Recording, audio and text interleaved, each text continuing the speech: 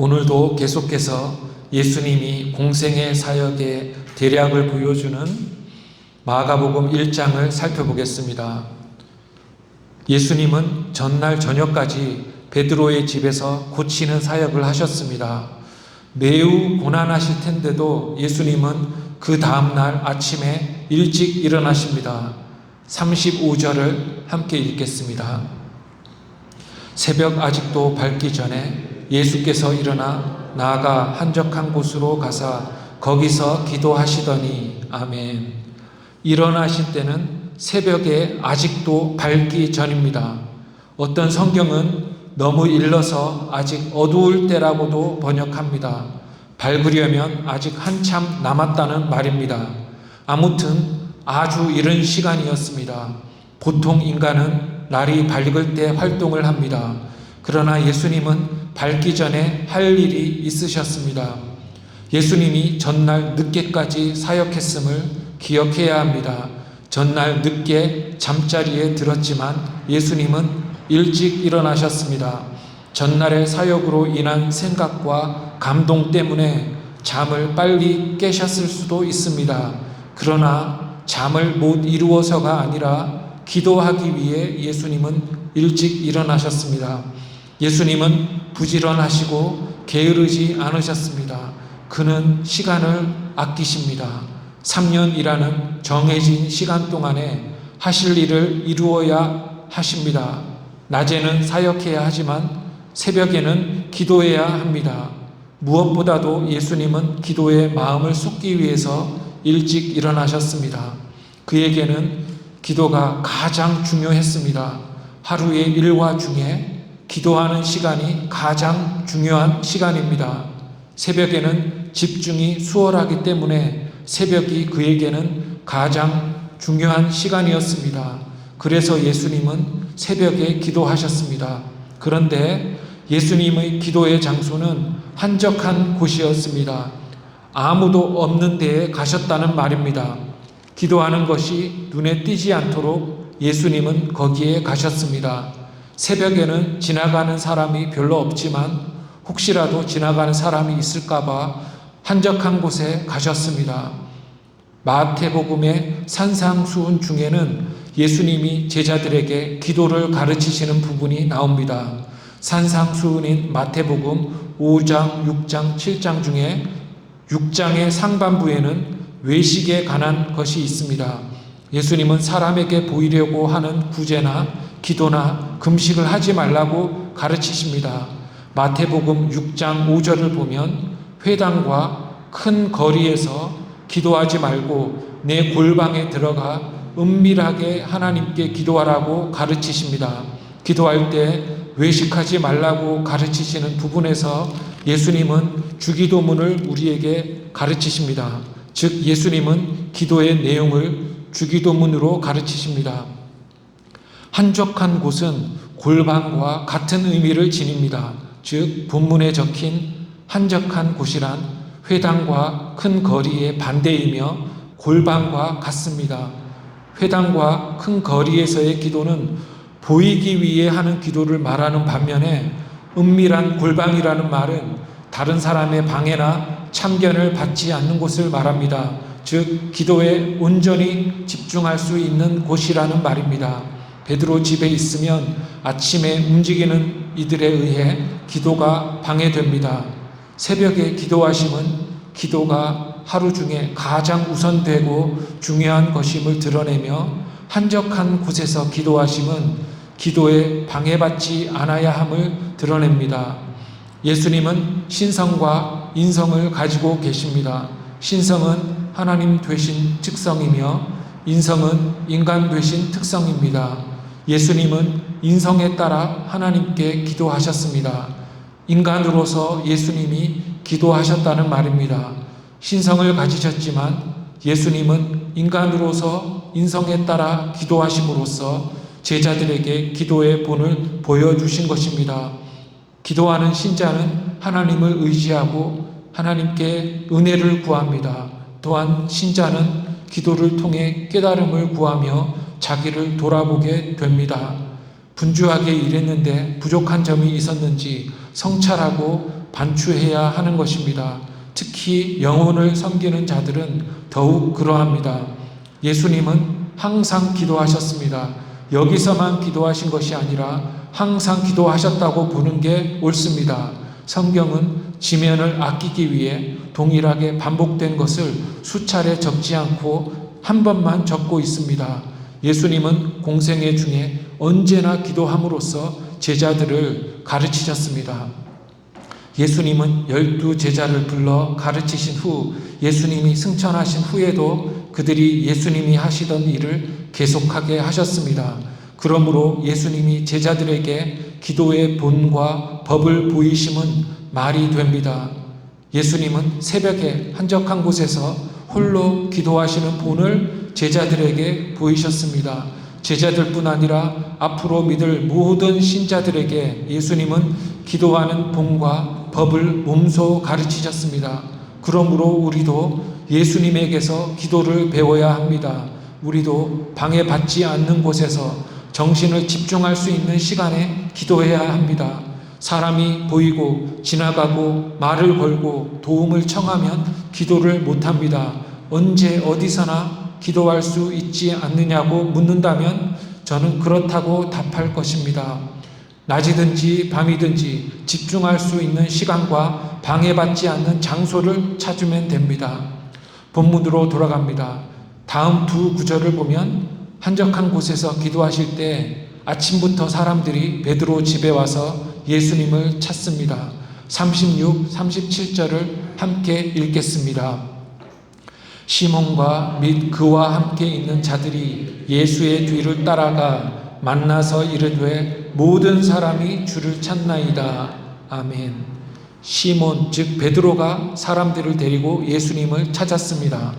베드로의 이름만 나오고 다른 제자들은 나오지 않는 것으로 보아서 베드로의 으뜸됨이 다시 한번 드러납니다.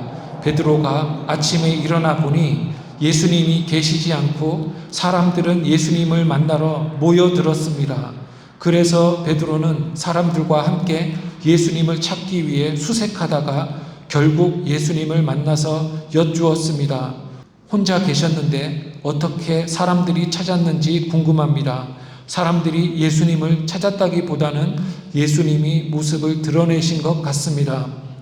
베드로와 함께 있는 자들이란 제자들뿐 아니라 가버나움 사람들을 말하는 것 같습니다. 누가복음을 보면 무리가 찾았다고 말씀합니다. 가르치고 고치시는 예수님을 모든 사람들이 뵙고자 하였습니다. 그래서 사람들이 수색대를 조직하고 수색대의 우두머리를 베드로로 삼고 예수님을 찾으러 나온 것입니다. 예수님을 찾았을 때 베드로는 모든 사람이 주님을 찾고 있다고 예수님께 여쭈었습니다. 물론 모든 사람이 주를 찾는다는 말은 과장입니다. 그러나 그 의미는 왜 허락도 안 받고 다니세요? 앞으로는 이렇게 혼자 있지 마세요 하는 말 같습니다. 베드로는 예수님이 기도하고 계시네요. 더 기도하시다가 끝나면 제 집으로 오세요 라고 하지 않았습니다.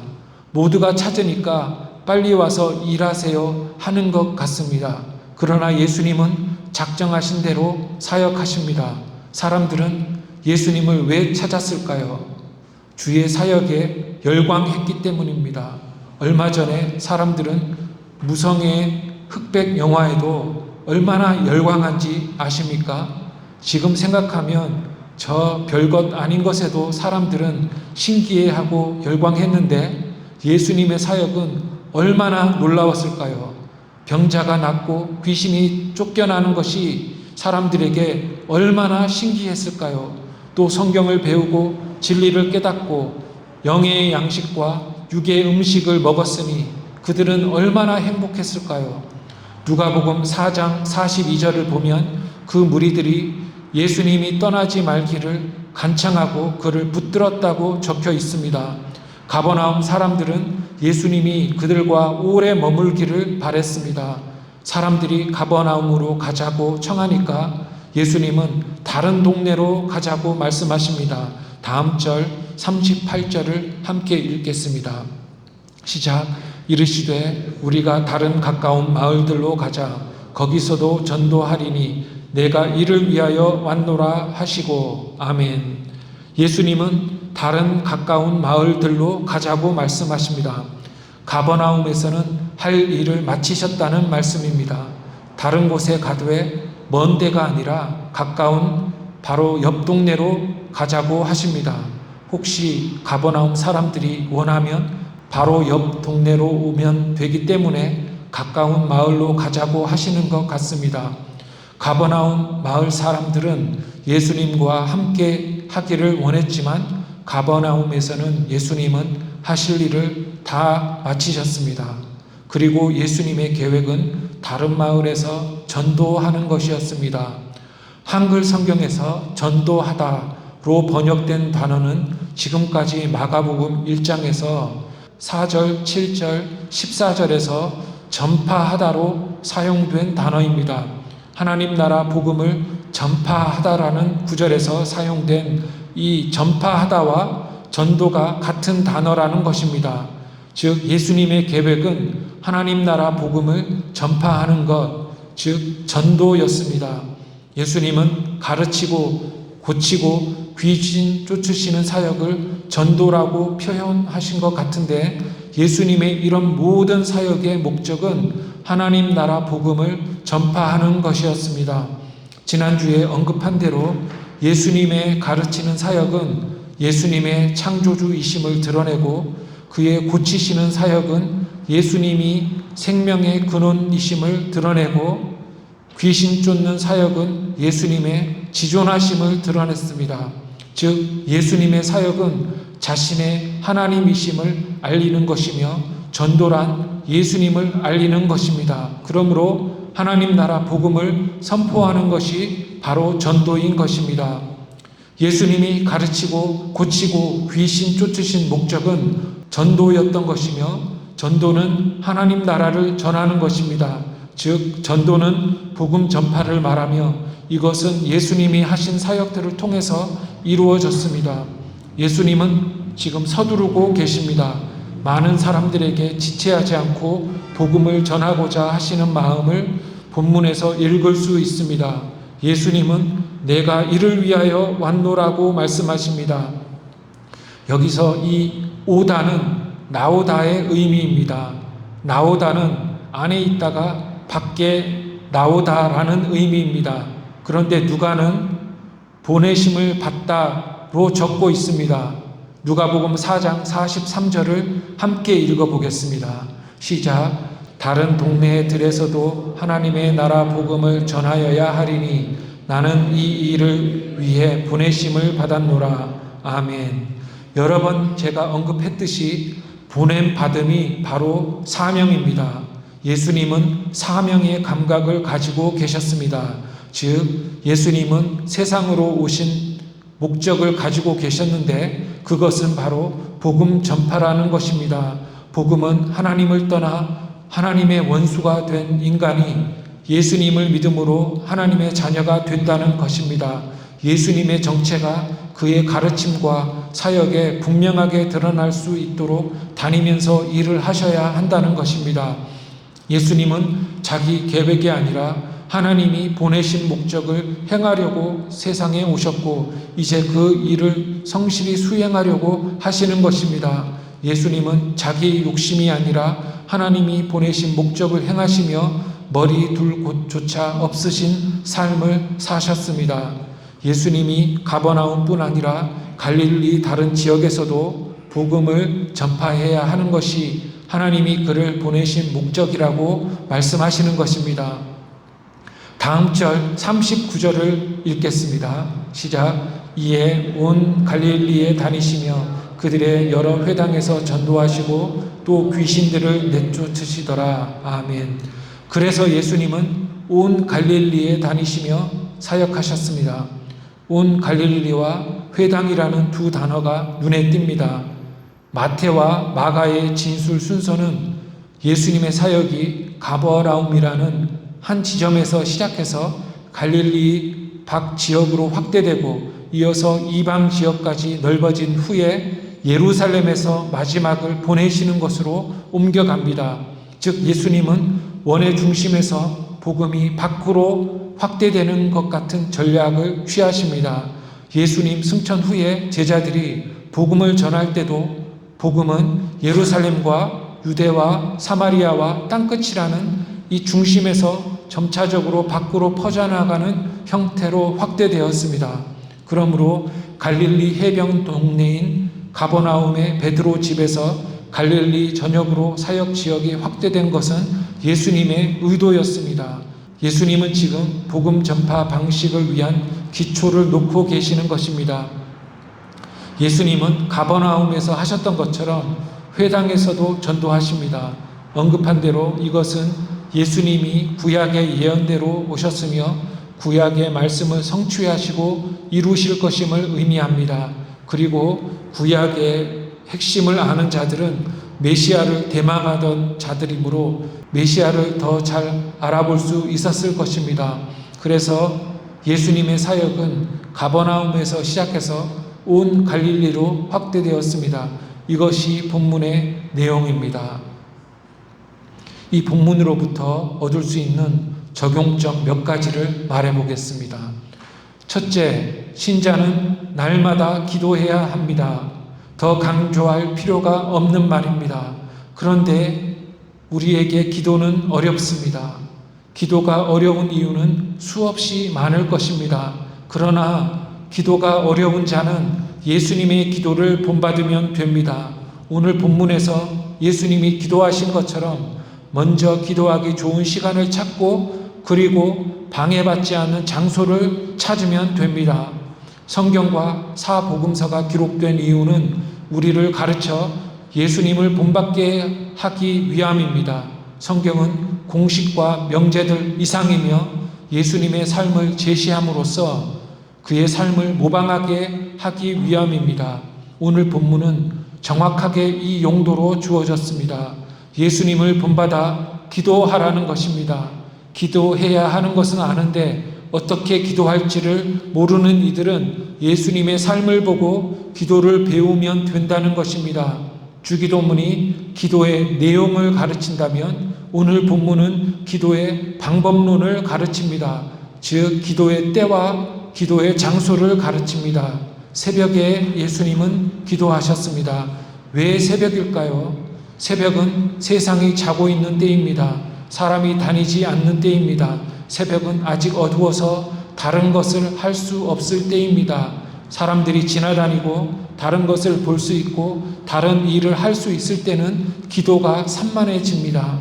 그런 것들이 없을 때가 바로 새벽입니다. 새벽에 기도하기를 바랍니다. 그러나 새벽에 기도하는 것이 불가능하다면 방해받지 않는 때를 기도 시간으로 정하면 됩니다. 그리고 그 시간에 깨어 있어야 합니다. 새벽이 너무 졸리면 저녁에 빨리 잠자리에 들든지 해야 합니다. 먼저는 집중할 수 있는 기도 시간을 택해야 한다는 것입니다. 또한 예수님은 한적한 곳에서 기도하셨습니다. 한적한 곳이란 많은 사람들이 그를 찾아도 찾기 어려운 곳을 말합니다. 지나가는 사람들이 말을 걸 수 없는 곳입니다. 새벽과 유사합니다. 방해받지 않고 집중할 수 있는 장소라는 것입니다. 회당과 큰 길의 반대입니다. 아무도 찾을 수 없어서 기도하고 있는지 사람들이 모를 그러한 곳입니다. 시간과 장소를 찾는 것이 기도를 수월하게 합니다. 새벽과 한적한 곳을 찾을 수 없는 사람은 가장 가능한 시간과 가장 가능한 장소를 찾으면 됩니다. 예수님만큼 기도할 시간과 장소를 찾기 어려웠던 분은 없습니다. 그는 저녁에도 사역하셨고 세상 모든 사람이 그를 찾았다고 성경에 기록되어 있습니다. 그런 분이 바쁜 사역 중에도 새벽에 한적한 곳을 찾아 기도하셨다면 우리는 더욱 기도해야 합니다. 회당에서의 기도는 회중의 대표 기도이겠죠. 예수님이 하신 기도는 하나님과의 1:1의 기도입니다. 큰 길에서의 기도는 보여주는 기도입니다.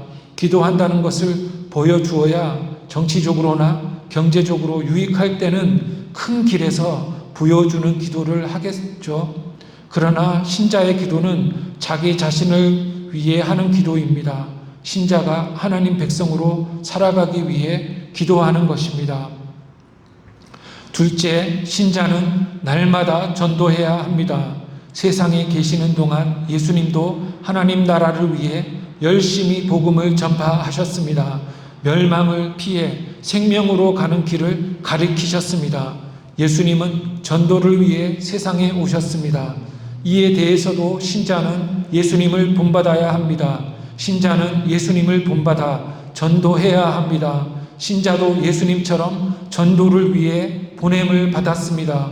복음이 없이 죽어가는 자가 있는데 가만히 있으면 안 됩니다. 때를 얻든지 못 얻든지 전도해야 합니다. 교회의 신자가 줄어드는 이유는 전도하지 않기 때문입니다. 다른 원인은 없습니다. 전도하지 않기 때문에 신자가 늘지 않는 것입니다. 예수님이 기도의 본과 전도의 본을 보이셨는데 제자들이 그것을 배우고 실행하지 않는다면 제자 자격이 없는 것입니다. 신자가 예수님을 따라 기도하지 않고 예수님을 따라 전도하지 않는다면 그것은 예수님이 원하시는 것이 아닙니다. 기도의 내용과 기도의 방법을 예수님에게서 배우듯이 우리는 전도의 방법도 예수님에게서 배워야 합니다. 그래서 전도해야 합니다. 예수님이 승천하신 후 제자들은 한 세대 동안 세계를 다니며 전도하다가 결국 모두 순교했습니다. 물론 사도 요한이 예외이지만 그도 복음 때문에 섬에 유배되어 있다가 죽었기 때문에 전도를 위해 순교한 것이나 마찬가지입니다. 인류는 사도들과 초대교회 순교자들의 피의 유익을 지금도 누리고 있는 것입니다. 그런데 우리가 전도하지 않는다면 미개한 상태로 다시 돌아가는 것은 시간 문제인 것입니다. 기도하고 전도해야 합니다. 그리고 우리는 셋째, 신자는 날마다 일해야 합니다. 전도도 해야 하지만 전도와 관련된 다른 많은 일도 열심히 해야 합니다. 예를 들면 부동산업을 열심히 하면서 만나는 사람마다 전도하는 자에게는 부동산업을 열심히 하는 것이 전도와 관련된 일입니다. 우리는 예수님처럼 기적을 행하지는 못하지만 우리에게 주어진 일을 열심히 해야 합니다. 무슨 일이든지 열심히 해야 합니다. 일하지 않는 사람은 기도할 이유가 생기지 않습니다. 일이 힘들고 너무 어려워서 하나님을 의지하고 도움을 간구하는 것이지 아무 일도 하지 않으면 무슨 기도 제목이 생기겠습니까? 전도는 목사님만이 하는 것이라고 말하면 안 됩니다. 예수님의 본을 따라 신자는 열심히 전도해야 합니다. 나는 할 수 있는 게 없다고 말해도 안 됩니다. 하나님은 모든 인간 한 사람 한 사람을 존귀하게 만드셨습니다. 일을 안 하니까 재능이 사라지는 것입니다. 예수님은 공생의 기간 동안 열심히 사역하셨습니다. 예수님은 언제 죽을지를 아셨기 때문에 죽을 때까지 열심히 사역하셨습니다. 우리도 하나님이 주신 생명이 있는 동안에 열심히 전도하고 열심히 일할 수 있기를 주의 이름으로 축원합니다. 기도하겠습니다. 하나님 아버지, 주님의 삶을 보면서 우리의 모습도 보게 하시니 참으로 감사합니다.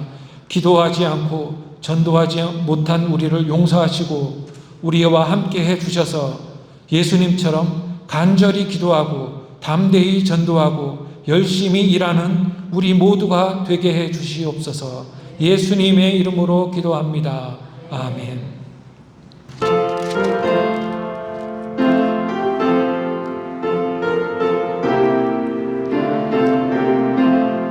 주의 말씀 받은 그날 참 기쁘고 복되도다.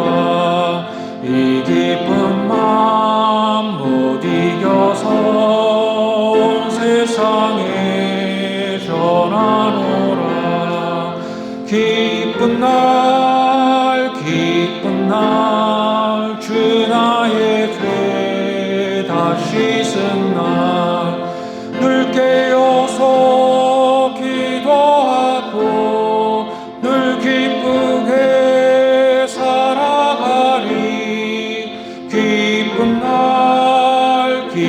기쁜 날 주 나의 죄 다 씻은 날 이 좋은 날 내 천한 몸 새 사람이 되었으니 이 몸과 마음 다 바쳐서 영광의 주를 섬기리. 기쁜 날 주 나의 죄 다 씻은 날 늘 깨어서 기도하고 늘 기쁘게 살아가리. 기쁜 날 주 나의 죄 다 씻은 날 새 사람 된 그날부터 평안한 마음 늘 있어서 이 복된 말 전하느니 나의 본분 삼았도다. 기쁜 날 주 나의 죄 다 씻은 날 늘 깨어서 기도하고 늘 기쁘게 살아가리. 기쁜 날 주